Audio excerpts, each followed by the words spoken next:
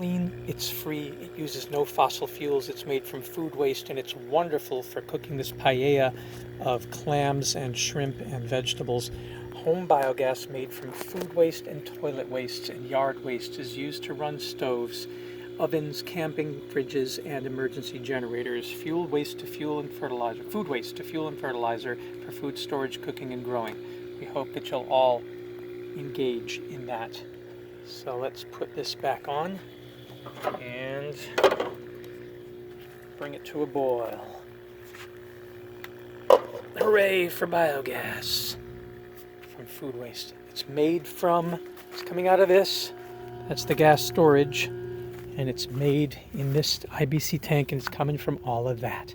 That is food waste, and that becomes that, which then becomes that, which cooks.